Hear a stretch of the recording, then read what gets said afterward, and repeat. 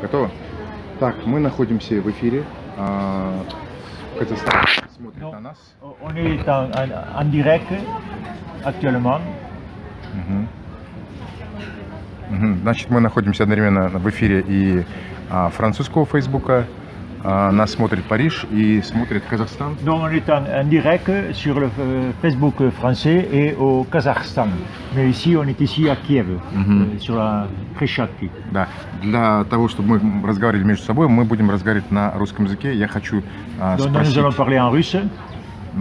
Так, значит, нам нужно понять, что такое желтые жакеты, их требования, и почему вы считаете, что Макрон это последний президент Пятой Республики, и почему Пятая Республика может на нем закончиться и перейти в Шестую Республику. Alors, желтый жилет – это бунт, это восстание. Там есть разные люди. И во время, вот уже почти года, это движение начиналось, и в течение года, конечно, оно изменилось из разных причин. Это репрессии, это пропаганда со стороны власти. Я потом надо сказать, что в этом движении, когда это было бунт, настоящий бунт, первые демонстрации были многолюдными. И некоторые там политики, оппортунисты, авантюристы поняли, старались направлять это движение в свою пользу. Alors, я участвовал практически каждую субботу, я был в демонстрации желтого жилета. Сколько людей участвовало? Я хочу сказать, что в начале сам я встретил людей Национального фронта или Дюпон-Денян. Ле Пена, да? Это Ле Пен. И Дюпон-Денян это партия как Ле Пен. Даже при разговоре этого я понял, и даже некоторые не скрылись, мне сказали, но я понял. Эти люди, они исчезли. Они исчезли, когда движение взяло курс, определенный курс. Вначале курс, социальный курс для того, чтобы повышать минимальную зарплату, чтобы повысить пенсию. То есть оно стало левым, больше левым стало движение.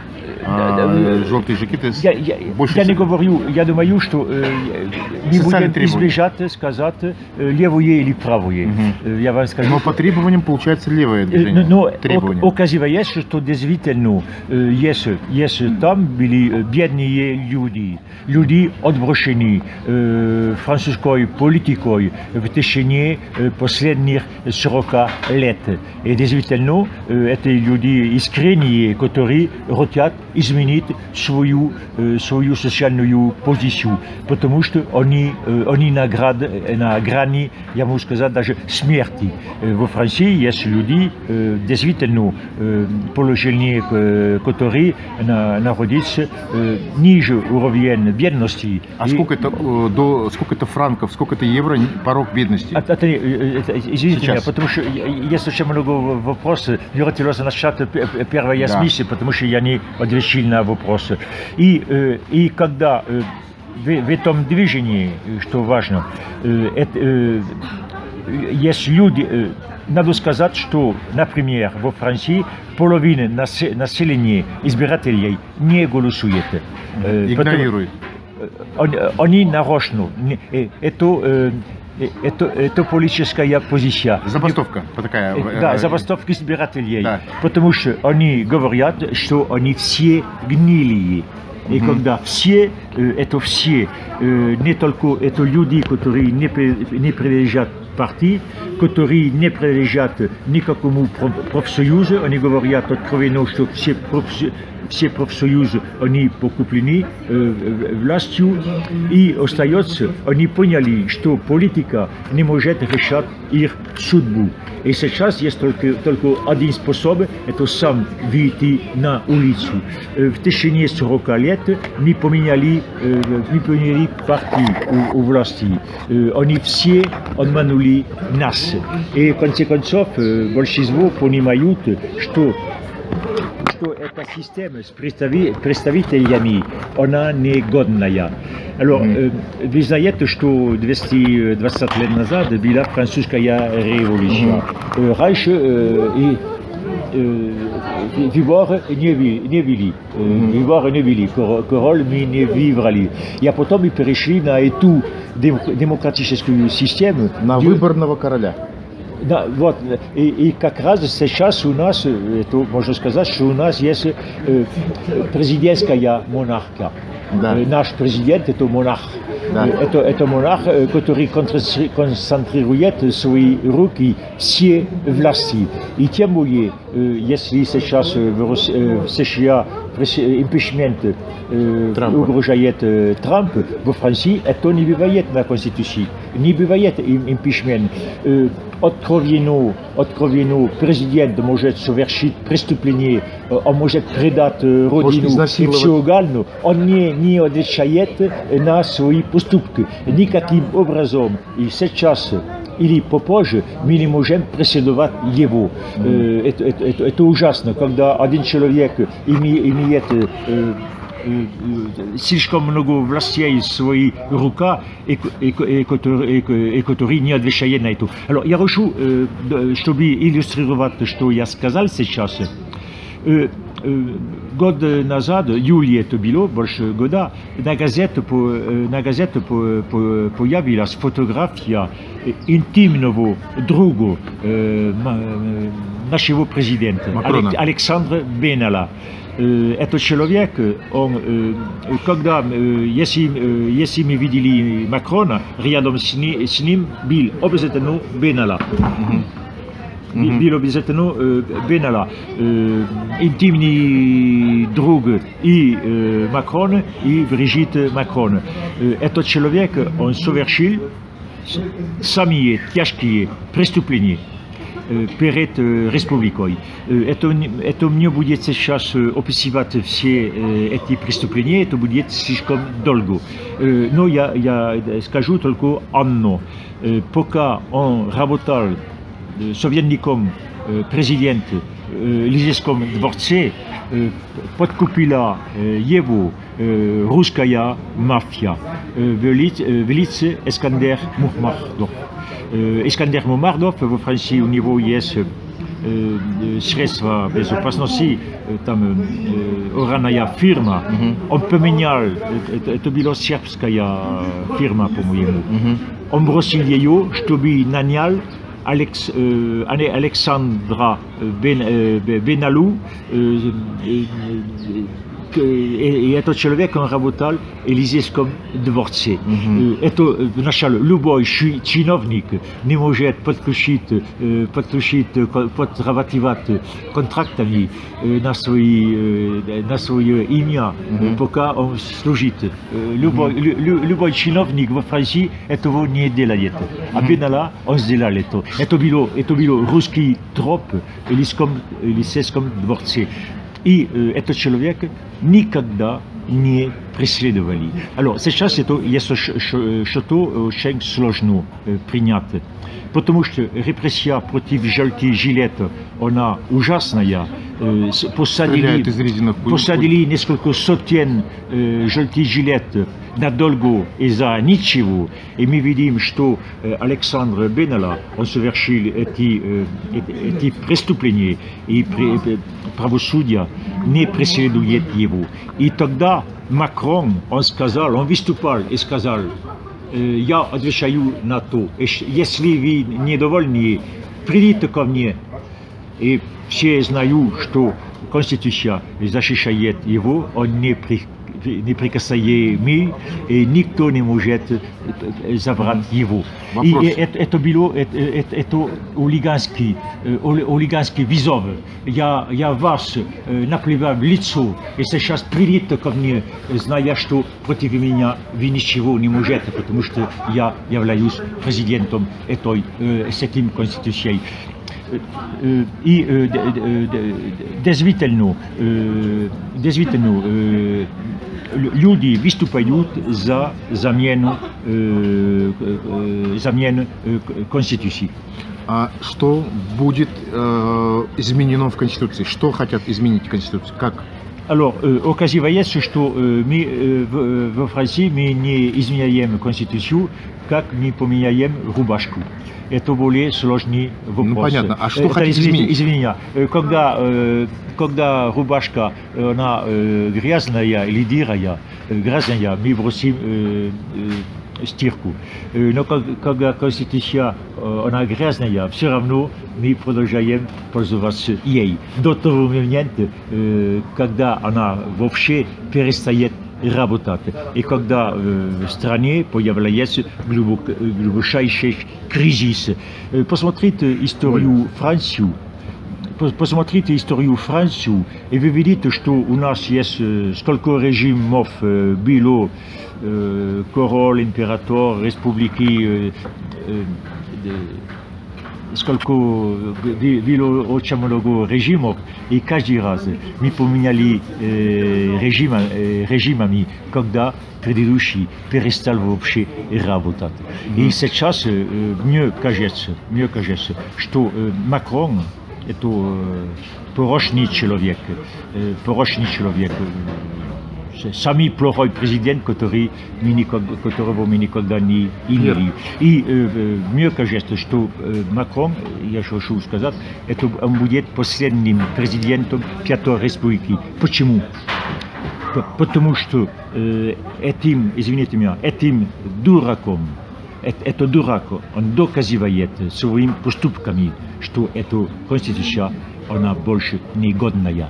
И сейчас, извините меня, Франция выступил в глубочайший кризис. И этот кризис будет, она углубится до полного развала страны. Только когда будет новая конституция. Я хочу сказать, но, извини меня,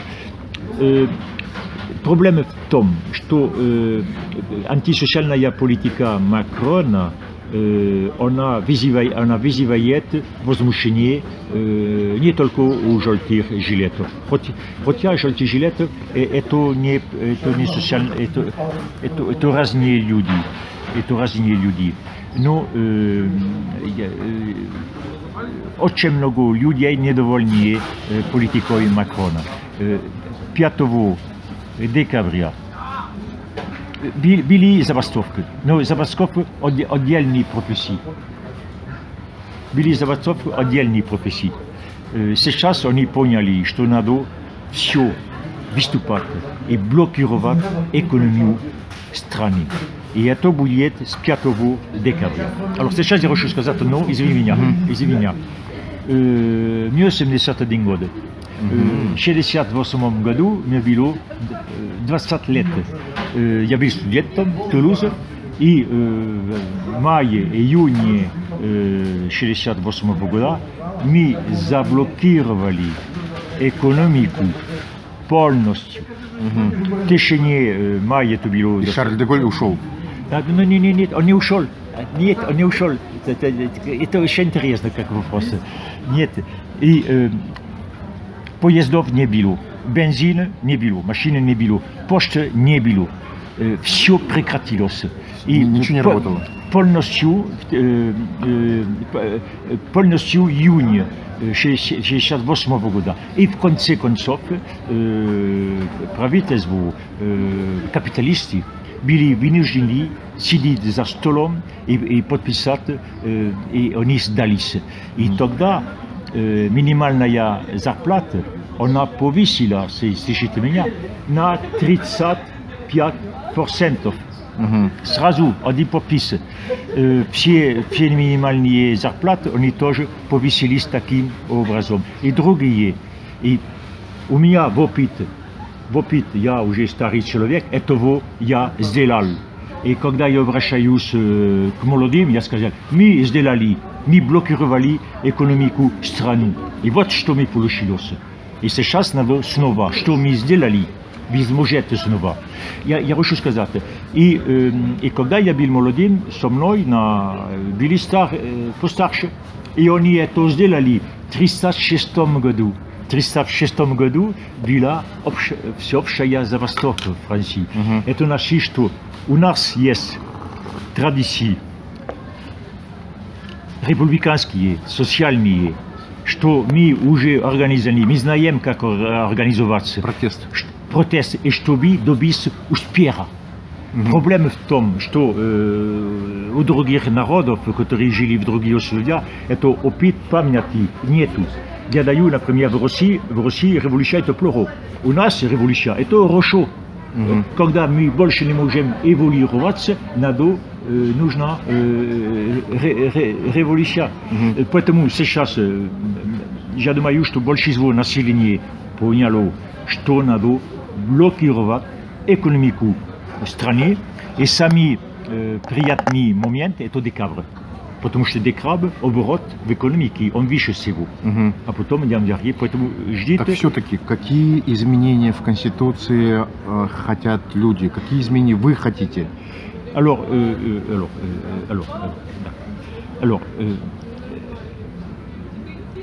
Была французская революция 220 лет назад. И через наши представители мы решили политику страны. И сейчас мы понимаем. И я думаю, что каждый тоже это понял, я понял в своей жизни, что надо сами защищать свои интересы.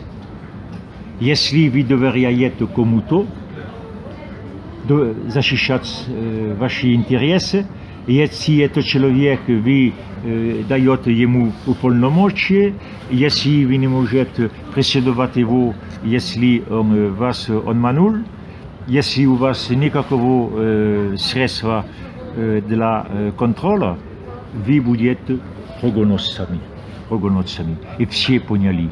Это система с представителями, представителями депутатов, он отжил свой срок. А что можно поменять? Alors, сейчас надо защищать свои интересы, и это должно указано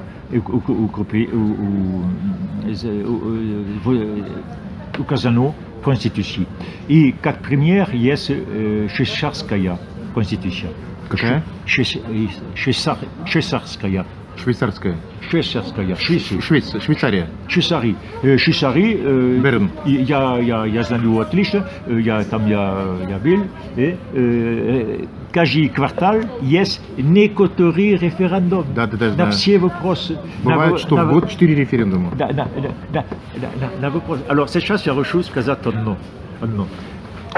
Во Франции были референдумы. Именно для расширения общего рынка. И последний, это было достаточно часто, не очень часто, но было.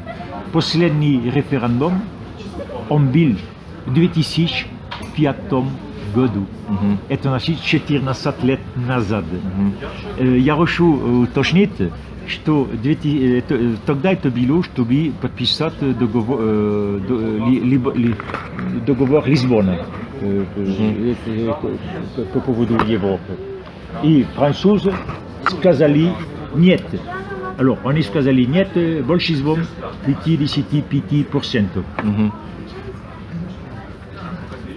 И они, депутаты и сенаторы, изменили Конституцию вопрос. И вторая этап, депутаты и сенаторы, они собрались в Версале, это конгресс, это называется, и они голосовали за. Это значит, что мы вступили в Европу по договору Лисбона против нашей воли и против наших интересов. Вопрос. И сейчас они заключают ряд договоров, я хочу уточнить это, ряд договоров, не обращая к народу, потому что они знают, что народ скажет нет. Но есть такие интересы в ворота, что они сами решают и говорят да. Alors, я хочу сказать, последний договор, который они подписали, без нашего согласия, это про экономическую зону, свободную экономическую зону с Канадой. Канадой. Это значит, что сейчас будет оборот без таможни с Канадой. И мы знаем, что все наши это разорозит наших фермеров. Потому что они не могут стать конкуренцией с Канадой, это уже другие условия. И они подписали без нас. Alors, я хочу сказать, фермеры выступают против этого договора. Фермеры, они блокируют дороги. Фермеры, они трактором. Желтые жакеты. Они берут на грузовики, они берут, извините меня, навоз, и они разбросают. Фермеры. Фермеры, да. Фермеры, и они разбросают эту навоз на жандармов. И другие были уже всеобщая забастовка общественных транспортов в Париже один день. Успешно. И сказали, сейчас надо прекратить, надо возобновить эту забастовку в декабре. В декабре это будет эффективно. Железнодорожников. Макрон, он взял ряд антисоциальных законов против безработников, против пенсионеров. Я на пенсии, я могу подробно вам рассказать, и ряд. Поэтому бунт будет. Восстание будет. Я вас уверяю, это будет в декабре. И есть только это вирод.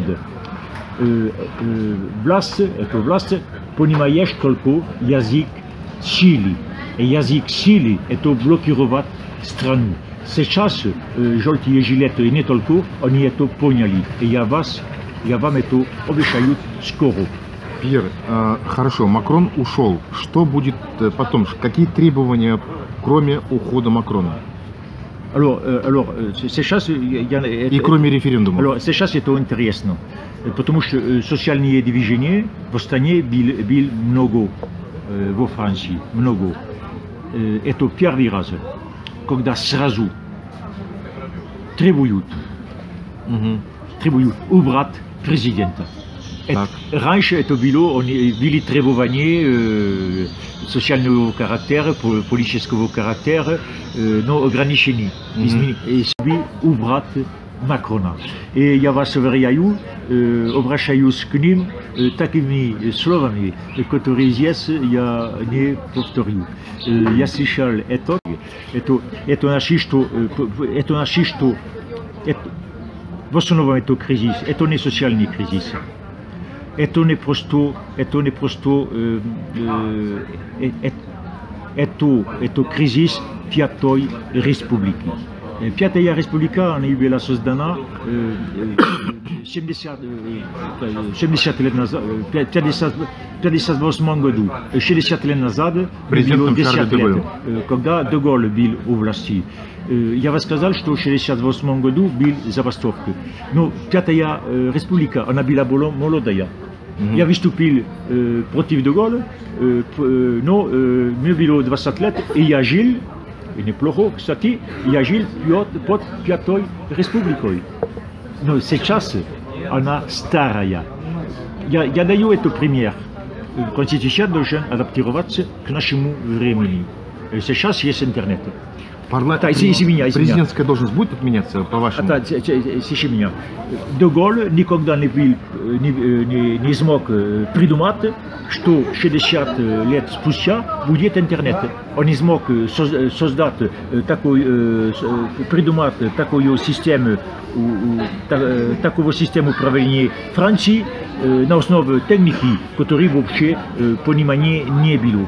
Сейчас это верно, что наша демократия нужна, новая демократия, которая отвечает угрозам нашего времени, требованиям нашего времени, формам жизни нашего времени. И один человек, даже самый умный, не может решать судьбу целого народа. Во Франции есть 66 миллионов человек. Ну, означает ли это, что будет отменяться должность президента, которого не может быть идеального человека, вы сами сказали? Да. И, значит, идеального человека в природе, если не будет, то его надо отменять, должность президента? Обязательно это республика парламентарской форму, а не президентскую. Да. Президентскую. А что будет еще меняться? А потом, я рассуждаю, нужно разделение властей. Обязательно. Во Франции это страна Монтескью. И Монтескью сказал, что абсолютная власть – это абсолютная коррупция. Я думаю, что Казахстан этого признает. Да. Это тоже во Франции. Поэтому не должен быть абсолютная власть. Может быть, в России у них царь это хорошо, но я думаю, что во Франции это плохо. А во Франции суды зависят от президента сильно? Суды зависят? Суды, они гнилые. И сейчас Макрон назначает своих прокуроров. Своих прокуроров. Я даю это пример. Это главный прокурор города Парижа, был совет магистратов, и они выдвинули 3 кандидатуры. Эти 3 кандидатуры были подвержены министром юстиции. И Макрон отклонил эти 3 кандидатуры и взял своего кандидата. Это прокурор. Он преследует оппозиционер Макрона жестоко, и он закрывает все дела, касающиеся друзей Макрона. Во Франции правосудие гнилое. И мы видим, как он работает оперативно, быстро против оппонентов, и когда он не действует или работает очень медленно, чтобы преследовать друзей власти. И потом я хочу добавить, в Конституции, настоящей Конституции, министры судят их особый трибунал. Сидят в этом трибунале их коллеги, другие депутаты.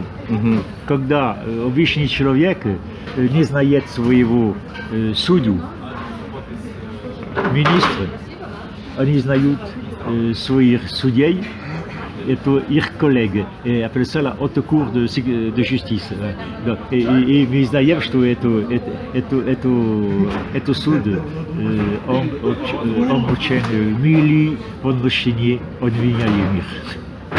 Это Франция, она гнилая. И с Макроном у власти эта степень гнилости перешел на выше или ниже, давайте скажем ниже, и сейчас людей этого больше не терпят. Ну вот, к сожалению, я пока не могу понять программу желтых жакетов по Конституции. Первое – это введение швейцарской системы референдумов. Это введение отмены должности президента и введение парламентской системы тоже по примеру Швейцарии. Что еще? Желтые жилеты – это не партия. Ну да. Это разные люди спонтанно, которые собираются. Но все-таки у них есть требования. И они собираются произвольно. Есть разные группы, можно перейти из одной группы в другой. Что у них общее? D'abord, вначале убрать Макрона. Ça, c'est вас уверяю, убрать Макрона. Это раз. А потом изменить Конституцию. Как?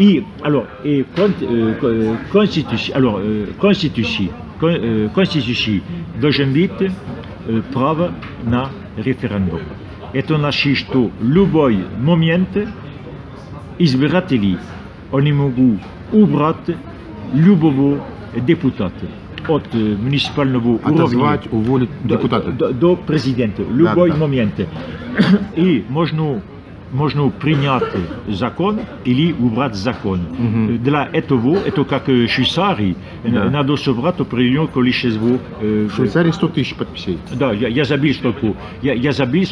Alors я вам скажу, что желтые жилеты они хотят поменьше. И единственная партия, которая стоит за это, непокоренная, la France insoumise, непокоренная Франция, она рушит повыше, и только один раз в срок депутаты. Это еще не определено. Какая это партия? Как называется партия? La France insoumise, непокоренная Франция. Это Jean-Luc Mélenchon. Она в парламенте есть? Да. Она в парламенте. Она вторая, третья по численности, по крупности? Она маленькая. Она маленькая, но я вам скажу, что его депутаты, они великолепно выступают.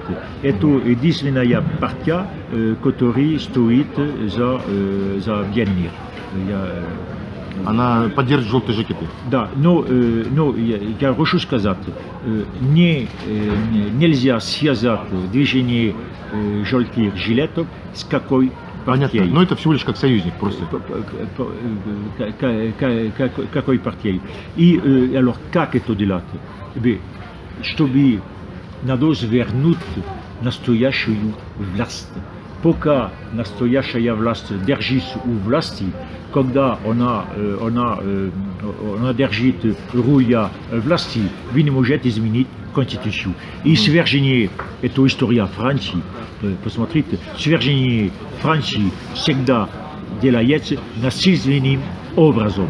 Вы не видите один случай, во Франции один случай изменения режима, строя без насилия. Без насилия. Либо военное поражение, либо революция. Я не скажу, что это не защита убивать людей, но путч это насильным образом. Да, тоже Наполеон I, он совершил путч. Наполеон III, он совершил путч. Мы перешли от Первой и Второй империи средством военного поражения. Это тоже насилие. Да. Когда русские пришли в Париж, Наполеон отпал и появился король. Когда немцы захватили Париж, четвертая республика, она отпала. Когда пруссаки в 1870 году они осадили Париж, Наполеон III попал в плен, это было конец Второй империи. Поэтому вы не найдете в истории Франции, как люди, надо было поменять Конституцию. И вот они поменяли Конституцию спокойно там. Это не бывает. Потому что есть определенные люди, которые заинтересованы старому строю. И чтобы они опустят власть, надо на них ударить сильно. И это именно что будет, я вас уверяю. И сейчас мы увидим это. Смотрите, если, допустим, Пятая Республика будет изменена на Шестую Республику, Шестая Республика и Четвертая Республика обе парламентские, но чем они будут отличаться друг от друга? Чем будет отличаться новая Шестая от Четвертой, от Деголевской до Деголя? Будет парламентарская власть, но парламентарии, они будут под надзором избирателей, которые смогут в любой момент убрать их законы или взять мимо них другие законы. Это именно что творится в Швейцарии. Это доказывает, я вам скажу, Швейцарии, высший уровень жизни в Европе, это Швейцария. У них газ нет, нефть нет, есть горы, есть ледники, есть скалы. Нет моря. Нет моря, и они живут, это высший уровень жизни в Европе. Наш Назарбаев говорит, что Казахстан бедно живет, потому что у него нет моря. Oui. Вот это хорошая отговорка. Bien sûr, oui. Но Швейцарии это не мешает. Oui, не мешает. И потому, что оказывается, это демократия, это лучший способ управлять страной. Потому что, вы знаете, все сложно. Чтобы принять решение, надо все изучать. И чтобы все изучать, все должны сказать свое слово. Если определенный слой населения не имеет права на слово, вы никогда не узнаете, что там идет хорошо или плохо, и вы не можете взять нужное решение. И потом все должны участвовать, чтобы решать какие возможности. И вы знаете, в жизни не бывает правильное решение.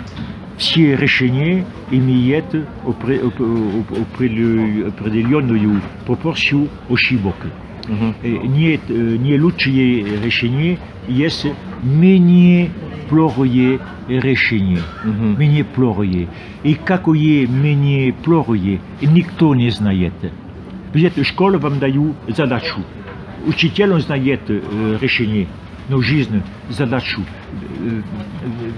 решение мы не знаем, потому что это новые времена. Bon, я сказал, интернет, все люди умеют читать, писать, сообщаться. Сейчас нам смотрят из Франции, Казахстана и в России и так далее. Мы живем в другие времена. Какая демократия нам нужна сегодня, и еще хуже завтра, никто не знает. Не бывает такой человек. Вы знаете, я скажу, Макрон сказал, я проводник. Когда мы идем в горы, есть проводник, первый, который показывает путь. Вы знаете, это там был проводник Германии, это был фюрер. Был в Испании, это Кодио.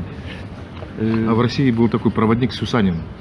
Он завел вражеский польский отряд в тупик, и тот погиб. Oui, mais был Сталин, сейчас Путин, и все эти люди, они проводили нас провалы. Потому что не бывает человек, который умнее всего, это не бывает. Поэтому демократия – это единственный способ развиваться правильно.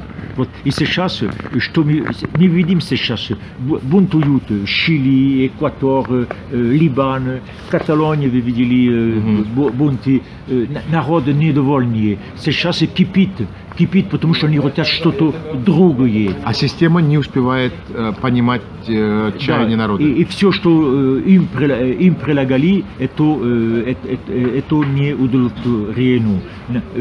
Люди хотят что-то новое, и это новое надо придумать вместе, изучать вместе. Поэтому мы должны сообщаться и сами решать свою судьбу. Мимо представителей. Узнать, что представители, они будут всегда вас обманывать. Это так.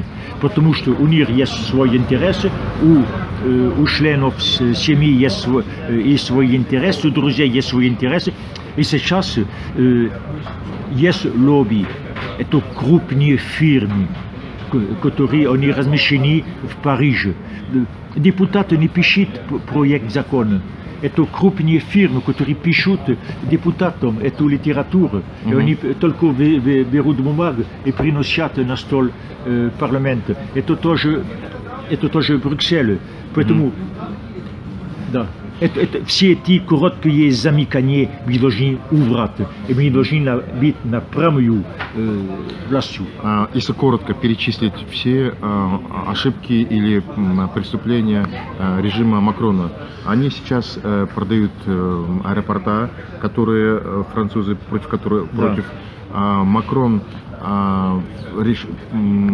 фактически унизил и забрал деньги у пенсионеров, у безработных. Проблема еще в чем? Какие еще были экономические ошибки президента Макрона? Приватизации, которые идут сейчас во Франции, это точно, что я видел в России. Это коррупция. Когда государственная собственность передается друзьям коррупционеров власти. И именно что выгодно.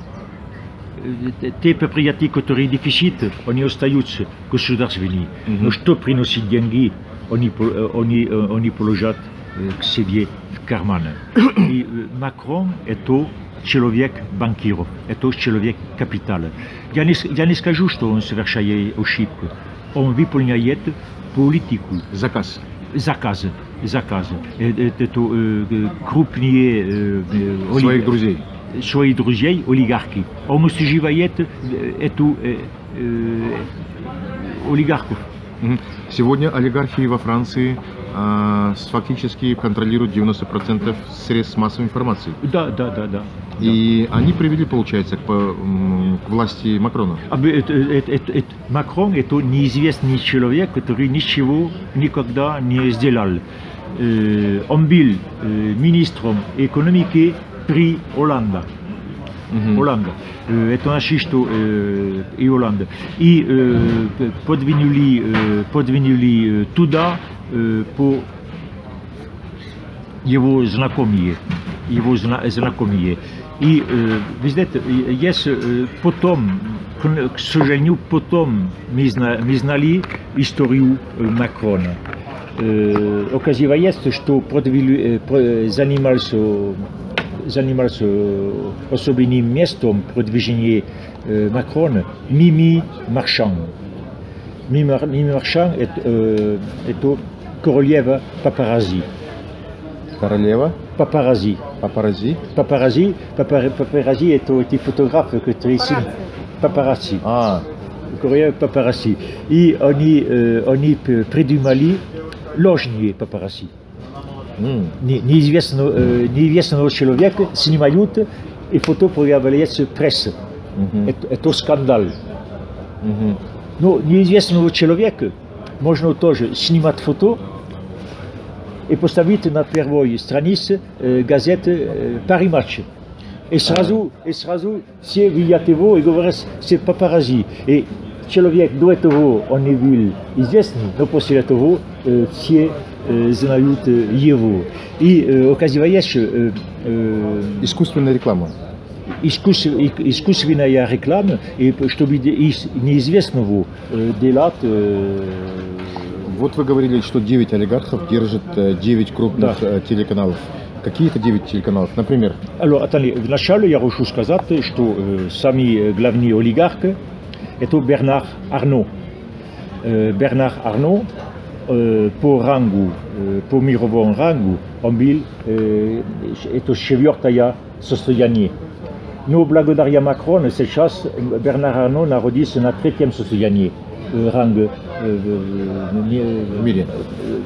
Как мир, его состояние то сейчас это 73 миллиардов. И Бернар Арно он владеет ряд газет, ряд газет и каналов тоже. И, конечно, это был мощный подвиг к продвижению Макрона вверх. А потом есть Xavier Niel.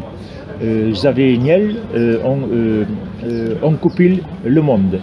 Alors, до этого Le Monde, журналисты владели свою газету. Но искусственным образом разорили Le Monde, и таким образом с помощью Макрона Xavier Niel купил Le Monde. И оказывается, что Xavier Niel, человек, он сидел в тюрьме. Потому что тогда-то уже давно во Франции создали свой интернет Minitel. И он создал розовый Minitel. И обвинили его в проксенетизме. И тогда королева папараззи Мими Маршан, она тоже сидела в тюрьме. Потому что в его машине нашли 500 килограммов наркотиков. И Мими Маршан это подруга Бригитте Макрон. И Бригитте Макрон, вы знаете, что это, сейчас мы не знаем, что это первая дама Франции или первая бабушка. Потому что Макрон возраст ее детей. Он сидел на скамейке школы детьми. Ну, мы знаем, да. Но по-настоящему скажем, что Макрон это его четвертый ребенок. Потому что, конечно, человек, который женился на женщину возраст его мамы, я думаю, что он не принимает важные решения. У этой женщины есть определенный опыт, и он руководит его личное дело. Но это не его личное дело, потому что этот человек вы посадили в главе Франции. Но если он любит Non. Если Brigitte Macron сидел спокойно, где-то, это не его личное дело. Да. Brigitte Macron это официальное, сейчас это официальное лицо республики, Élysée. За это мы платим. Человек, он имеет право иметь свою личную жизнь. Но если он выступает публично, что он говорит, это не публичная жизнь. И мы платим за Brigitte Macron. Большие деньги, я вам не расскажу. Он выступает, потому мы должны понять, кто нами управляет. Сейчас это вопрос, кто нами управляет, это Макрон или это его жена. Я думаю, что у жены есть 30 лет постарше, более большой опыт, она может обращаться к нему советом. Я голосовал за Макрона, я не голосовал за его жену. Alors, но все равно это доказывает, насколько четвертая конституция, она пророчена. Наша судьба находится в руках неизвестных людей. Хотя, потому что они был такой миф, что этот человек сразу он гениальный, хотя он дурак, или вокруг него есть такие советники, которые по-нашему они управляют нами. Alors сейчас я хочу задать вопрос, кто управляет Францией. Я с вами не согласен. Не могут это все Макрон и президенты, его как... жена. Я хочу получить вопрос, потому что идет о моей судьбе. И, если все было хорошо, я сказал, все хорошо, но сейчас я вижу, что все плохо. Я хочу сказать, что чем я превращусь. Не могут все президенты, как Саркози, выбрать, найти себе модель красавицу. Да, alors Sarkozy сейчас есть грязные дела. Alors, конце концов, сейчас есть уже националист правосудия против его соратников, потому что он президент. Но как он был и министром, как министр, не может преследовать его через это суд. А что, во Франции нельзя судить президента? Нет. Нельзя? Нет, нельзя. Он нельзя. Прям в законе написано, что они защищены. Alors, и во время, сейчас США преследуют его, когда он у власти, импичмент. А после нельзя тоже? Alors, после ухода? Alors, во Франции, за то, что он совершил во время правления президента в стране, он не отвечает. Ужас. Сейчас или попозже. Как плохо. Это очень плохо. И Саркози, Саркози и Ширак, это мафия. Все это мафия. Сейчас садили Балкани. Балкани это мафия Ширака. Нет, Балкани, я забыл, как зовут его, Балкани его имя. Но судили Балкани, когда, после того, как Ширак умер. А он был кем у Ширака? Жак Ширака? Он был мэром какого-то города, le Волопере, под Парижем, и он был передач наличными. Кассиром был? Кассиром, но он положил исказ. Спонсором? Кассир, не только кассир, потому что он положил часть свои карманы. Он построил себе дворец Марокко. Марокко, он не только кассир, он тоже взял... Но это Франция, она гнилая. Надо очистить ее, надо свернуть эту власть. И сейчас мы сделаем. Я просто боюсь, что у вас может получиться, как в Киргизии, где поменяли президента, но ничего не поменялось. Как в Украине поменяли на Порошенко, ничего не поменялось. Вы поменяете Макрона, но систему вы не знаете, как поменять. Вот в чем вопрос. Референдума это мало. Спасибо за предупреждение. Это немножко, чтобы заострить спор, а то у нас скучная дискуссия. Сам, с своей стороны, я сделаю все, чтобы все будет как полагается. Ну, например? Я не буду... Если я ничего не сделаю, я знаю, что ничего не получится. И я скажу... Но что надо сделать, скажите? Надо заниматься своими делами, постоянно. Постоянно. В один момент, если вы закрываете глаза, вас обманут. Люди должны заниматься политикой, это основа, следить за своими делами, и потом организоваться и выступать. И так должен быть устроить человеческое общество, когда люди выступают людьми, а не рабами. Вопрос. Макрон досидит до конца срока? Я не думаю. Я думаю, что нет. Но сейчас надо посмотреть. Надо посмотреть. Я не читаю «Гуще кафе». Я думаю, что... Уже прошло 2 года? Меня. Мы в течение... Он был избран 2 года назад. 2,5 сейчас. Посмотрите, что он превратил Францию в течение 2,5 года. Это уже развал. Мне трудно представить, что может таким образом оставаться дольше 3 года. А потом ты сказал что-то интересное, я добавлю. Ты сказал Де Голль. Де Голль он пошел в отставку. Нет. Де Голль, я выступал против него.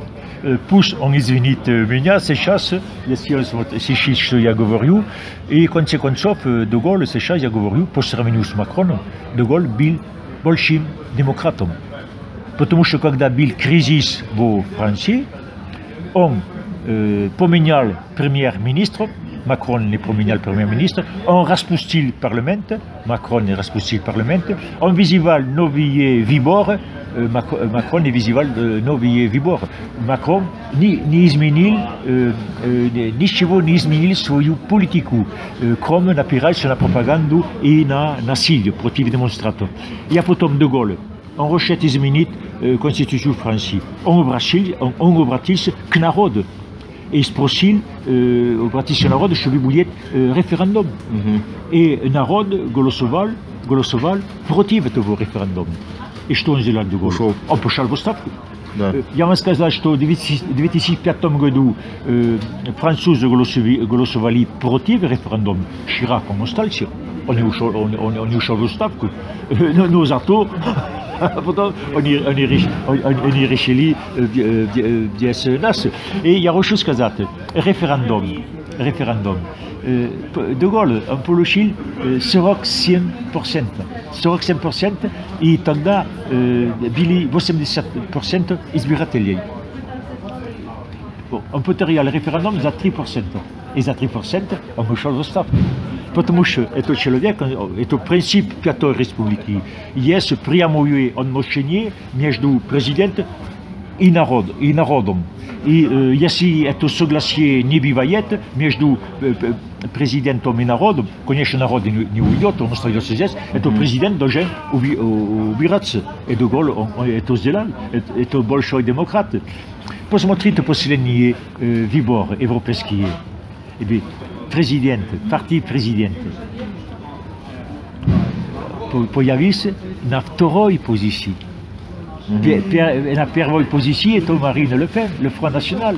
И Макрон, хотя он потерял эти, можно сказать, на второй позиции, он потерял эти выборы. Он остается в власти. И сколько он получил? Он получил 21% голосующих. А Ле Пен больше. Сколько Ле Пен получил? Я не знаю, но чуть-чуть больше, но больше. Но меньше 30. Да, меньше. И по-настоящему от французского избирателей он получил 10 10,5%. 10,5%. 10,5. 10,5%. И он остается в власти. И он продолжает эту политику, с которой подавляющее большинство французов являются против. Это ужасно. Почему есть такие демонстрации во Франции, такие бунты?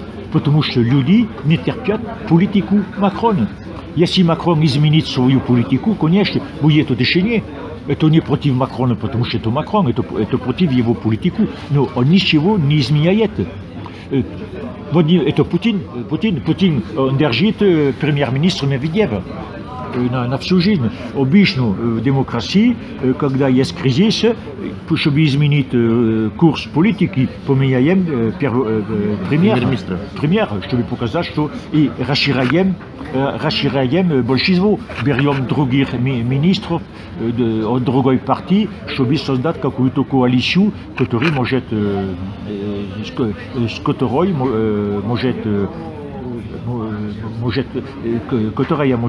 удовлетворить большинство народа. Он ничего не делает. Это диктатор, это фашист. Гражданскую войну вначале он начинал социальную в любой стране. Должен быть мир, гражданский мир. Это первое дело.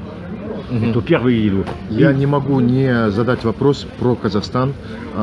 Почему Франция, почему Европа поддерживают диктаторские режимы вооружением, покупкой газа, нефти, минеральных ресурсов? Почему?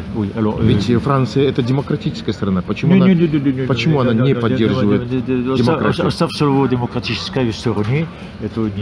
Но это написано в Конституции Франции. Я тебе напишу, что ты recherches сейчас. Два слова. Нет, Франция.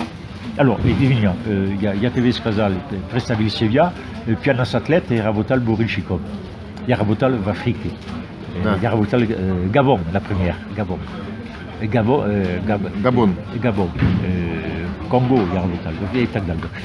Франция поддерживает всех диктаторов мира. Вы поняли меня? Да. Это в Африке, это в Азии.